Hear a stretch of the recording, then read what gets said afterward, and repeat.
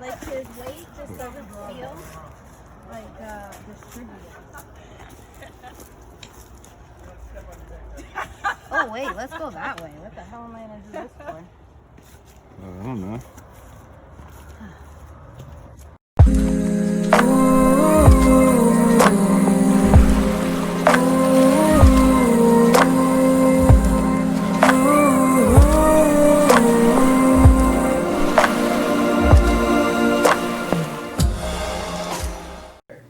Hi, welcome to another episode of Philly Jawns Go Outdoors. If you like what we're posting, please make sure you hit the like button and subscribe to future episodes and the notification button to get notified every time we put out a new one. And let me tell you, this last one was a doozy. So we went out for our first longer trip because we only did one night that first time just to see how it was to take the camper out. We went to Delaware Water Gap.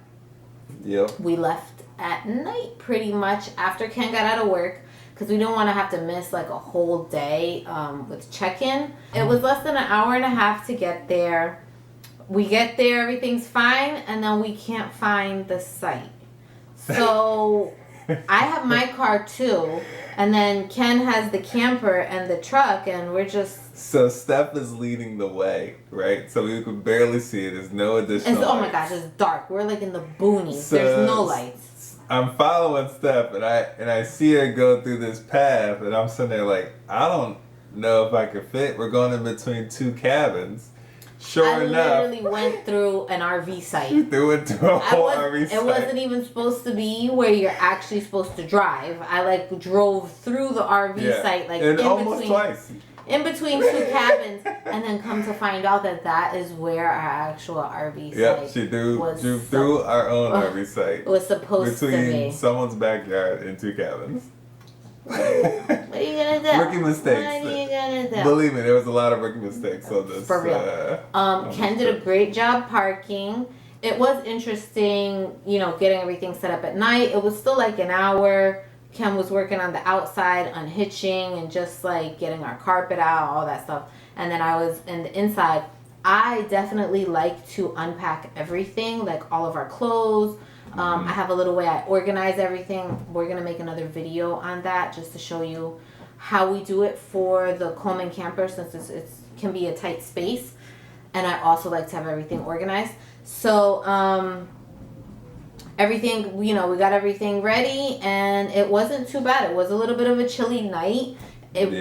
We had gone through a string of nights where it was in the 30s, so it was still kind of chilly. It was more than chilly. Yeah. It dropped below freezing, and someone didn't really look into what temperature our drinking hose was meant for. That wouldn't be me. That I don't look into any of that. Process of elimination. Yeah. That would be check. The hose failed. Basically, once the water became frozen, the coupling where the end of the hose was met where the faucet was. It froze. Once it thawed out, it snapped. Yeah. So we didn't figure this out till the morning, of course, because at nighttime, we weren't really doing anything. We pretty much got everything ready and then went to bed. But in the morning, when I'm trying to get stuff together, you turn on the water, it's do do do do do do do, and nothing's coming out. So all you hear is the water pump running with no water in the pump. Yeah. Or very trickling water, basically. It was trickling water in there because there was a leak in the hose. So figured that out, but we just filled up our fresh water tank, and then we had water. And that was okay, but it was a lesson to us knowing that, we gotta figure out this whole temperature situation. Yeah. The cool thing was you don't even realize how many people actually still camp in this chillier weather. The next day, we saw a lot of people ended up coming to the site. So the next day, we ended up getting a really late start because of that, figuring out the whole water situation. I wanted the kitchen to be clean before we left because it just gets so cluttered in the camper so easily that we figured out that whole water situation first. And then we had we were able to do fresh water, and then there was also a store on the campsite that happened to have like extra hose I saw laying there. It was literally the last one, the drinking hose. So we actually snagged that up, and it was meant for everything, and it actually did well the rest of the trip. Yeah. Oh, we went to a KOA site by the Poconos. It was really nice. There was a campground there. Cielo loved it because we had the campground. The playground. The playground sold. Yeah, playground literally right next to us. So he loved that. So our first full day, we went on like a shorter hike, but it was super nice. But we got to tell you about our hike the second day. Was a little bit crazy. So it was a hike. We did Mount Tammany. Ken and I did this hike maybe like 4 years ago. 4 years, 1 month, and maybe a week difference. That's very specific. That was very specific. But I do remember the day that we did that. Yeah. Well, it was my birthday. It was your birthday. Yeah. So it was kind of... Very specific. Let me tell you. Very different. Oh, well, with first of all, with a younger dog and no baby. Did Apollo come? Yeah, Apollo came. Oh, took yeah, pictures. Yeah. Oh yeah, 4 years ago. So our dog Apollo is 11. So he would have been poor baby. 7 years old then, just Still beginning spry. his senior years. I don't remember specifically how hard that hike was. You know, you take pictures at the top. Nobody takes pictures of you like grunting and groaning going up a couple of rocks. Like that's not even possible. And not even that though, because it's, you know, time is of the essence with a child, right? It's like you're so conscious of what time of the day it is, when lunch is, when the nap comes, when potty is. Like you're so focused on the time. And when you're like single or just in a new relationship, we'll get there when we get there. Well, we get there, no big deal. Oh, it's taking us an hour. Oh, we'll just eat a big meal after. Yeah, and not thinking of a child. Yeah. So and very different. Partly my fault. So good thing we left at 9:30. Like we started the hike at 9:30 a.m. I was like, this will take us maybe like 3 hours, 3.5 hours. I'm thinking that'll put us to like lunchtime.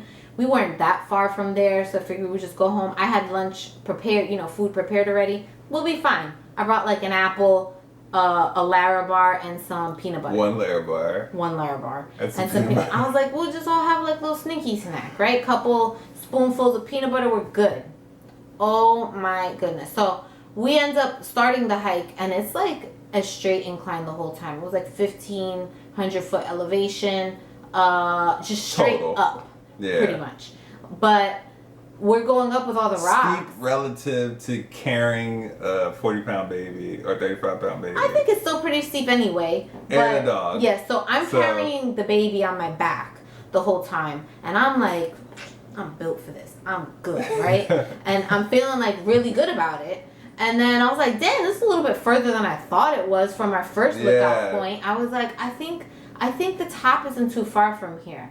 It was far from there. It was far. So very determined people. We weren't gonna just stop at that point. Like we were like, even when it got to the point where it was like, oh, maybe we thinking about turning around. But like, no, we went this far. We should at least get to the top to see that, to prove that we did this.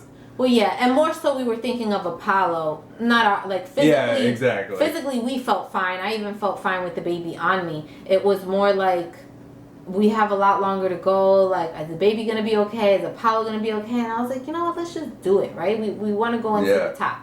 So we get to the top. Beautiful. We take some pictures. Apollo sits down. We have our snacks, and it took us like a little bit less than 2 hours to make it to the top.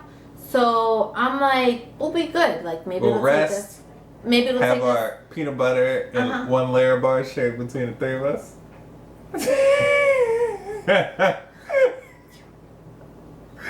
And we'll head back. We'll head back down. You packing up I'm just saying. We'll head back. We'll head back down. Yeah, wait till it's over. So we have our snacks that filled us just right. Yeah. And so we were ready to go back down. I'm like, this will take us like an hour and a half. We'll be good, right? So we start going down, and Apollo already starts showing signs that he is over it. Yeah, he can't do it. Like he's just like muscle fatigue. Yeah, he's just tired. like over it.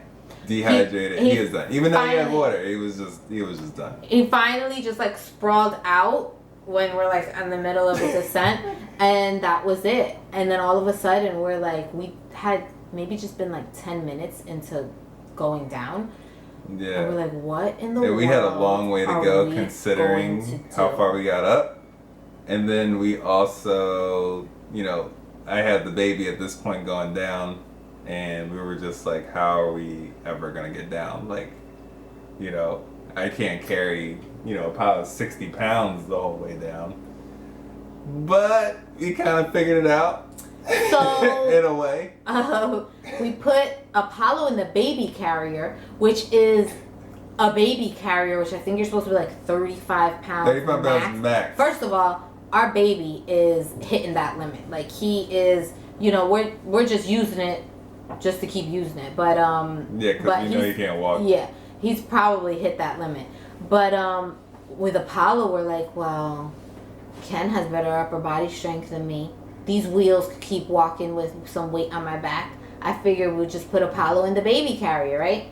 So we do that. Usually Apollo, God love him, is afraid of everything. Yes. Even the thought of putting him in there, I'm like, he's probably gonna He doesn't even like getting picked up to put on, like, in the car. Like, he doesn't even like that. He freaks out. Yeah, he doesn't want a part of anything. He's such a little scaredy cat.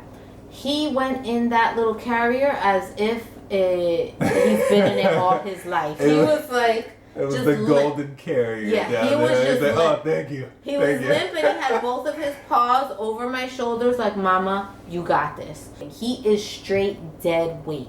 Yeah. So every time I'm like, this is like kind of rocky and we're going down. Every time I feel his body move, I feel him like kind of throwing me off balance. And at one point, somebody actually was like nice enough to give me their hand to help me down, like some rocks. Because every time I moved, I felt like he was gonna throw me off. Thankfully, I found like a stick big enough to be a walking stick, so I started using that. But it was... it's not much I could do when I'm holding everything else in the baby and also climbing the same steep. Yeah. It rocks. It would have just been easier me having him on my back, like me holding Cielo. Just that was the one thing we thought about. Like, oh, I could just carry him down, and then we'll be fine. But then that means she would have had to hold Cielo in her hands the whole time. My arms are not that strong. Like, she couldn't do it the whole way. Yeah, no way. I held Apollo. I don't know how long it was, but it was long enough until I could start feeling him like getting antsy back there, and I knew that he didn't want to be in the pack anymore. He rested, basically. Yeah. It was long enough for him to rest and for me to tear my back up. No, I'm fine. But and then just to throw like a wrench in the gears here, my shoe started to break. As we're walking down. Sole literally the sole of one of my hiking shoes just came off. It was Timberland. Like, you get an email, all right? It was like 15 years old. It doesn't matter? Aren't they like lifetime guaranteed? A shoe? I don't think so. Right. Anyway, it was like it was like foam that was protecting his foot from the rocks. Yeah. And then the baby decided he no longer wanted to be held. He now wanted to walk and to just climb himself or descend himself. Yeah. And that was just interesting in itself. So, long story short, even though it's long as hell, anyway. Tumbling down the hill he was his little Ken feet. Was pretty much and I was holding him up. Holding him back from like falling was really the whole time. He was just holding him from falling. So obviously our descent took longer than our ascent. By the end, the baby was crying. Ken and I were almost ready to cry. Apollo was over. I mean, we were. It was like we were so done. Yeah. Everybody was done at that point. We started this hike at 9:30 in the morning, and it was after 2 p.m. that we get to the car, not eating. The baby hasn't even, not even talk about a nap that he's supposed to be getting at like 12:30, 1 o'clock. It was a hot mess. Yeah, it was very bad. Good memories. I feel like we can conquer anything after that. I mean... Can we? We'll figure it out. Right? That Great was like Smoky Mountains in Tennessee. What? You want me we could conquer anything? I didn't mean it like that.